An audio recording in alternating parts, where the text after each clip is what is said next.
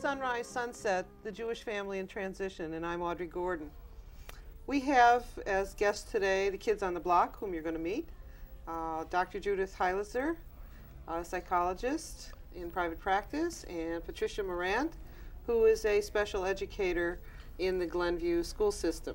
And I would also like to introduce you to Mark Riley, who is over here, and Mel James, who's really Melody, but she doesn't like to be called Melody. Yay. And this is Mandy Puccini, and she's a little tired right now, but we'll talk to Mandy later. Welcome to the show. Our show today is a little bit different. As you see, we have three very unusual guests. We're going to be talking about what is known as PL 94-142. And this is a law that mainstreamed handicapped children into the classroom. Many of you know that handicapped children are entitled to a schooling and education comparable to that of normal children. These puppets were developed for that purpose, and we'd like you to see how they work. Judith?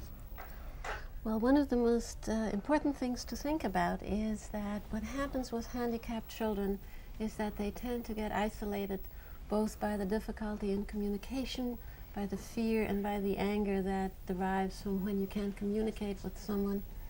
Puppetry has been found to be one of the best ways in which you can bridge the gap between a set of needs that cannot be expressed along with the needs that normal people have in the same fashion. So therefore, puppetry has become a powerful tool. And these puppets were specifically developed to achieve that band of communication between handicapped and non-handicapped children and people in general. And I would also like to say that this is not a gift for handicapped children only. It is a gift for all of us because we all grow from communication, from integrating, from learning from each other. What other ways are these puppets used?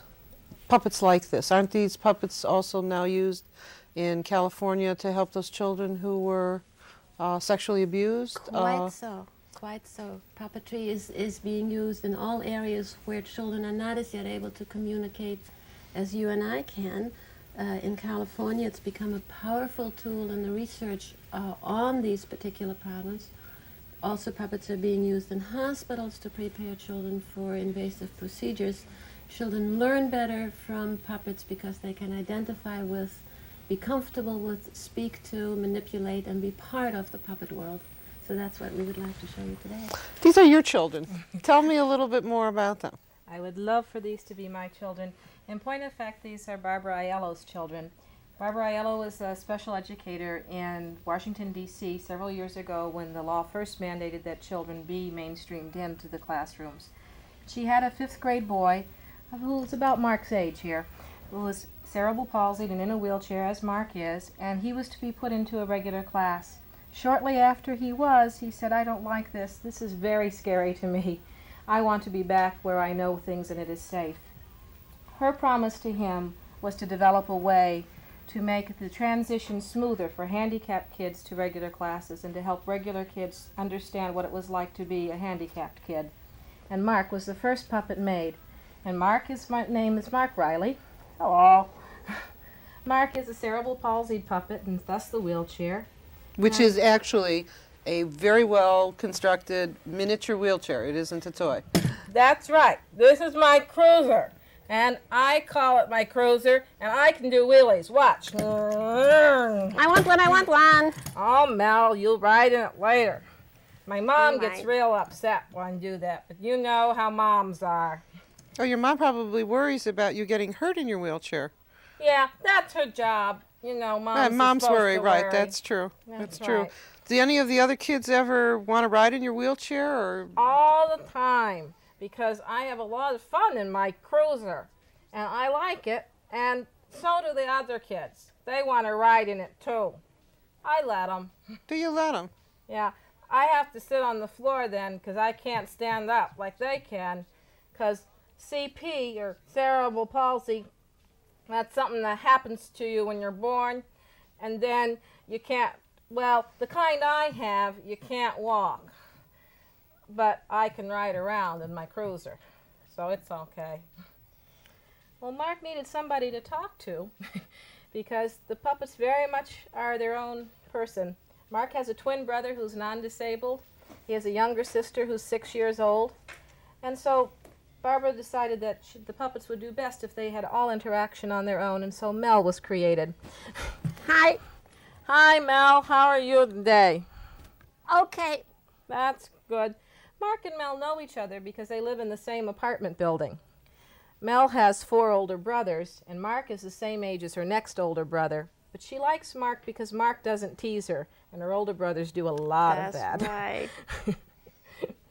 Maybe we could sit in and listen to a little bit of Mark and Mel's conversation. They have known each other for some time, but Mel still has lots of questions. Hey, Yeah? I want to ask you a question. Okay. I'm embarrassed. Mel, it's okay. What you want? Promise you won't laugh? Mel, I won't laugh. What do you want? Promise you won't be mad? Mel, I'm getting mad. Ask Well- me. How do you go to the bathroom? Oh, that's simple. In my house, we have a special bathroom. It's got 2 rails on either side of the toilet. Oh, I've seen that. I thought that was a chinning bar. Mel, you're so silly. Who would do chin-ups in the bathroom?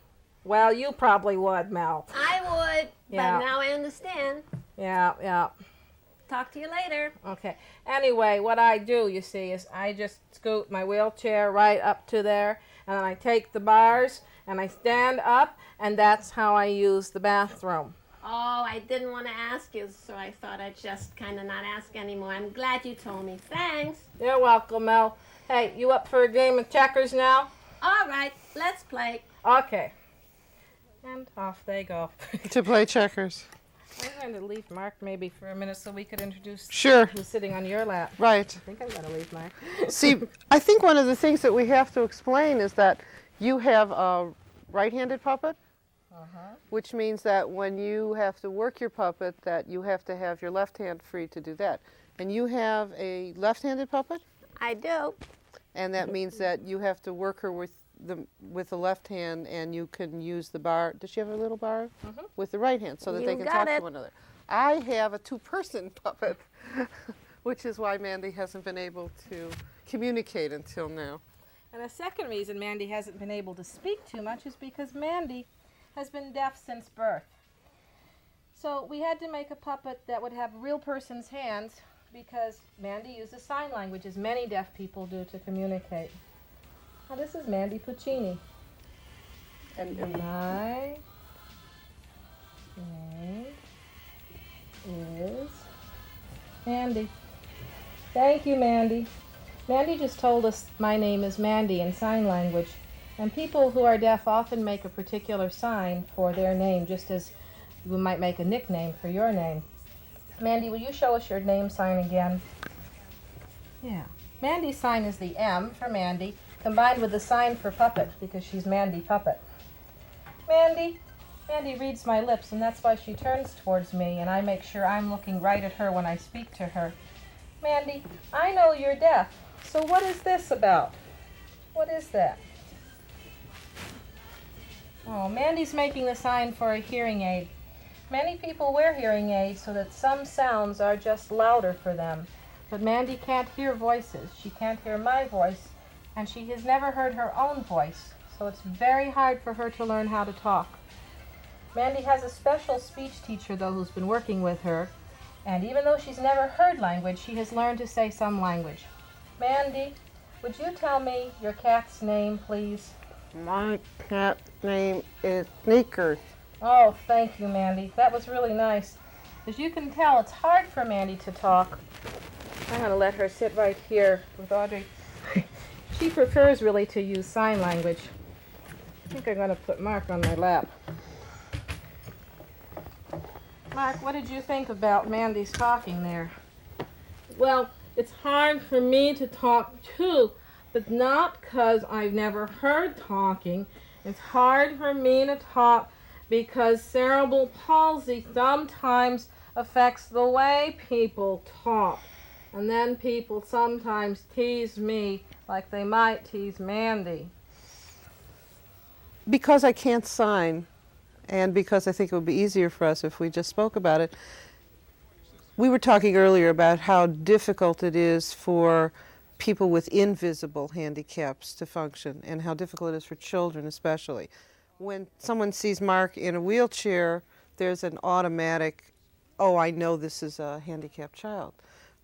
Mandy could have longer hair, the hearing aids are made to be unobtrusive.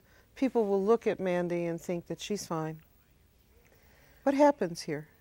That, I think, is one of the most difficult things for the borderline handicapped child, which a child who is impaired in an invisible or barely visible way has to deal with. Those children tend to be lumped by the environment into the non-handicapped group, and then because they cannot perform like non-handicapped people, arouse confusion, then fear, and then a great deal of anger. So the children who are in the borderline position, either because they are invisibly handicapped or because they have enough of the non-handicapped group's abilities, tend to be encountered with more fear and therefore more anger by the non-handicapped environment. And programs such as this and puppets such as these help to bridge that gap. Would a child like Mark be more upset with someone who is a borderline handicap because that person might not appreciate how much they really do have? I'd rather just know that a person can do. When I meet new people, the hardest thing for me is that they either treat me like I'm not there, like when my mom is pushing my wheelchair, and they say, "How's Mark today?" Good grief, I'm right there. I'm sitting in the chair. I could tell them. So they either treat me like I'm not there, or sometimes kids, they treat me over special. And I bet Mandy has just the opposite. They probably don't know that she needs to be treated special, because if she can't see your mouth, she can't know what you're saying. I know what you mean, because you know Jill, who can see, I find that I sometimes want to shout, even though she can hear me perfectly well, and I get all mixed up, and then I feel so silly. Yeah, and people, it's real funny. Well, I'm not bragging, but you know that I can do science real good, because that's my favorite, and I really like it a lot. But people think because you talk kind of funny that you aren't too smart. And people think I'm not smart, but I tell them this is holding my brains in and I'm real smart. But people also think that deaf people aren't smart because they don't articulate clearly, because they don't speak. And if speech being the common communication between us says, well, this is an educated person, this is not, this is a person who knows what I'm talking about. All people who speak funny, don't most people think that they think funny? Yeah, and you know what I'm just thinking? I'm just thinking about the word dumb. Like dumb means you don't talk so good, and dumb also means you're kind of stupid. And it's the same word that means two different things. And I'm kind of wondering whether some people just kind of use the same word to mean two different things. To be deaf and dumb? To be deaf and dumb means to be deaf and stupid. And I think that a whole bunch of kids don't know that unless somebody tells them. And a whole bunch of kids who don't have problems ought to know that. And look, yeah, I know that you know what I'm saying. Yeah, there's another word that's that way too, like with two meanings, and people use it real bad. Let me guess. I'm smart, Oh, I'm smart. What? I don't know. You're smarter than me. No, you just talk a lot. Actually, you talk enough for Mandy and you together. But the word, Mel, it's all right. But the word is the kind of cerebral palsy that I have. There's 3 kinds, and most people don't know that. But the kind I have, and it's why my head flops around a bit, and that's why I'll never walk. The kind I have is called spastic, and that's just a doctor term. That's not like when they call you a dumb spaz. I know what you mean, because my brothers, when they run around, my mom says they're spastic. Yeah, but they aren't. Would you explain? Well, spastic is just like I said. Cerebral palsy is something you're born with, and spastic is one kind. Another kind, people jerk their arms a lot like that. Now, my body doesn't do that. Mine doesn't move when I want it to, but at least it doesn't move when I don't want it to either. You know what I'm just thinking?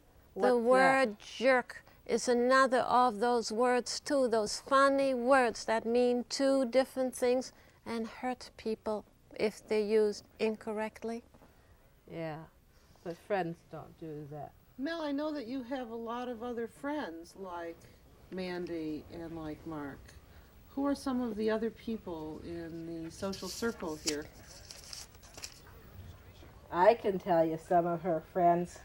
There's a whole lot of kids on the block, and that's what all of us are. They're making more of us all the time, which is real smart, because there really are lots of kids out there that need to have some help so people understand them. There's Ellen Jane Peterson. Oh, I know that one. You remember Ellen? I do. Ellen's 19. She's a lot older than all of us, but Ellen Jane is mentally retarded. And that's not like saying, hey, you rit. Like She's kids say at dumb and school. jerky and spastic? No. No. No, Mel. Anyway, Ellen Jane has gone to a special school, and then she went into, I forget what they call it, a workshop. Yeah, Mark, it's a sheltered workshop. Oh, yeah. She goes to a sheltered workshop, and she learned how to take care of some animals. And she did real good. All they had to do was give her simple things that she could do. Then she did fine, and now she's got a real job and gets even money for working there. And she's a grown-up in the grown-up world. Yeah, she's 19. That's grown up. Certainly is. What other friends do you know? Well, I have a friend named Ronaldo. Ronaldo Rodriguez. Do you know him? No, I don't. Oh, well, Ronaldo's blind. And so it's so funny. It's kind of like Mandy. Mandy wears hearing aids, but she's deaf. Ronaldo wears glasses, kind of like Mel, but Ronaldo's blind. He walks with a cane. Yeah, and he'll tell you all about it if you were to meet him. And he likes to go to schools and talk to kids so that they understand. And I always tell him not to shout at him. That's good, Mel. Because That's good. That's good. He shows them there's watch. He's got a watch with bumps so he can tell time. And he's got a book with bumps so he can read it. And it's good. Yeah. Who else is there? Oh, there's a lot of kids on the block. There's a lot of kids kind of like Mel over here who are not disabled too. There's Brenda. Isn't Brenda Dabrowski Yeah. one of the kids? Brenda Dabrowski. She's got blonde hair up here, and she's a real girl. You know, she likes to play with dolls a lot. And she comes to visit, but you know what? I help Brenda with her math, because math is hard for her. And then there's some other kids that I don't know real well, but I've heard about. There's a kid who's got kind of some emotional problems. You know, his life is real tough. And I think that some grown-ups, they weren't good to him. You mean a child who'd been abused by some grown-ups? Yeah. It makes me real sad to think about him. Because I have my cruiser, but I got my mom and dad. They're real good to me, and I'm really okay. I just have to tell people that I'm okay so they know. How did you learn how to tell people that you were okay? It seems to me that a lot of kids like you might not be able to talk as freely as you do. How did you learn to do that? Well, I learned because I started going to be where other people were. And when people like Mel, well, when we first met, we had to sort of, we had to get to know one another. But you got to do that too. Oh, every time I meet somebody new, I have to do the same thing. But, well, Yeah. Mel, how did you feel when you first met Mark? I thought he was real weird and creepy. You did!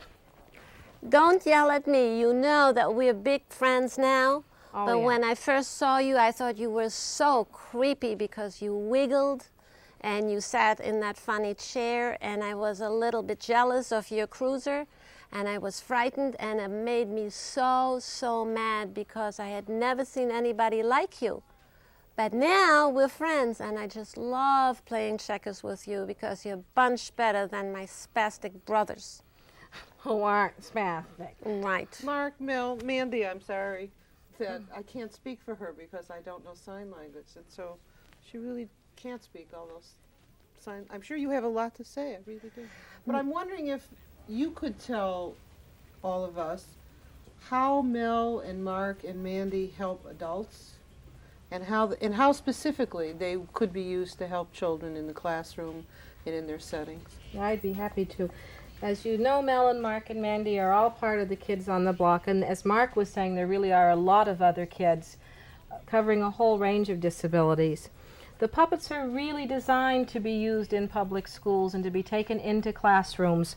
And when they're taken into classrooms, there are skits put on, usually by volunteers who have decided that these are neat things. I know you've learn. written some of the skits. Not the official ones, but it's fun to ad-lib with the puppets. And after the skits are done, the children come up and actually meet the puppets. And as you see, Mark, if you don't mind my borrowing your foot, we're dealing real close. Oh yes, Mandy has a wonderful set of overalls on here, and she's very fashionably dressed.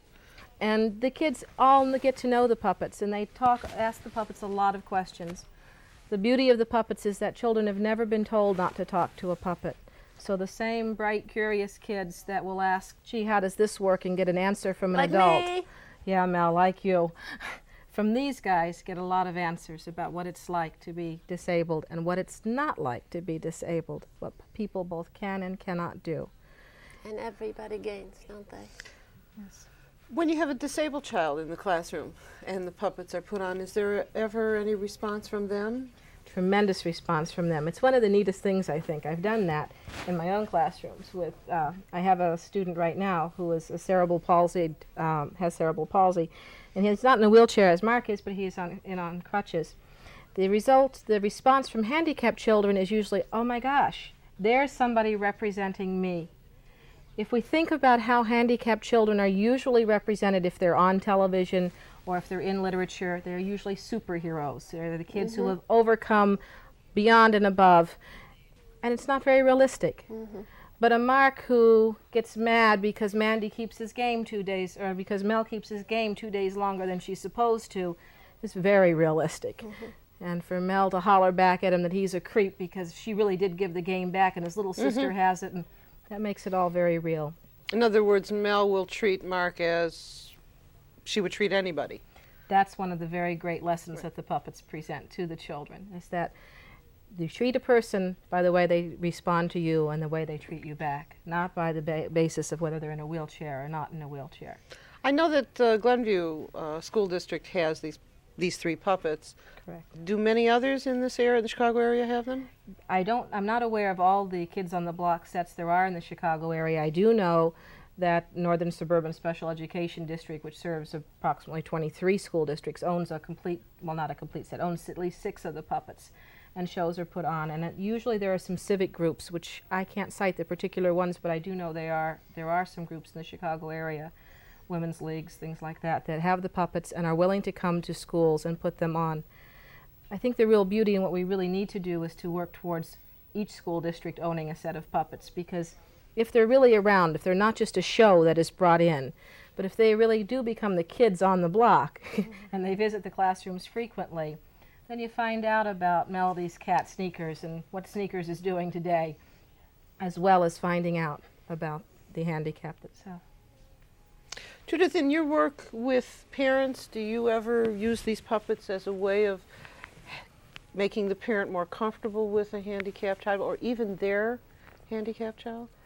Well, I haven't done that. It seems to me that would be a wonderful avenue, and a spin-off of that is that you can, since it is somewhat prohibitive to own these very expensive these puppets, just these puppets, are several $1,000s. Good PTA fundraising if someone wanted it for their school district. Excellent. Wonderful, and then parents could have access to them. However, puppetry is such an adaptable tool that you could even make up some puppets as you go along and work with parents and with children using the tool, although of course it doesn't have the complexity and the wonderfulness of this set. But when working with parents, you can even work with made-up kinds of puppets and still use the tool and still get some of the delightful results that you get with these puppets. Sure. Just think how often, as just in parenting, one will pick up a stuffed toy of a child that isn't really a puppet, and how many little ones will go brush their teeth because their teddy bear just told them to do it versus their mom or dad. So you can be pretty adaptable with it. Well, I think I'd like to say goodbye to Mark.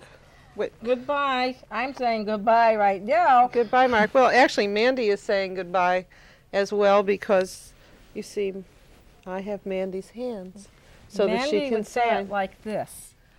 How would Mandy do that? Mandy? That's the international sign for both goodbye and I love you, because this is the I, this is the L, and this is the Y. And when you put it together, it's really an idiom in sign language. It says, I love you? That says I love you, and it's used also as goodbye, a warm and friendly goodbye. And so this is Mandy's goodbye. And Mel? Goodbye, bye, bye, bye, bye. Can I come back again? I like the lights and I like to be on TV. And could I please come back again? I think you can come back again. And maybe when you come back, you can bring some other friends with you. Oh, I'd love to. And then you'd have more and more people to talk to. Can I bring some of my other friends sometime? Yes, I would love that a some lot. other friends sometime. Thank you, thank you, thank you. Thank you. And I'd like to say goodbye. Bye. Bye. I'd like goodbye. Goodbye, Audrey. Dr. Judith Hellizer, I'd like to thank you for coming and helping us with puppets, and Patricia Mourant, special educator for the Glenview school system, who has the puppets. Right. And this is Mandy, this is Mark, and this is Mel.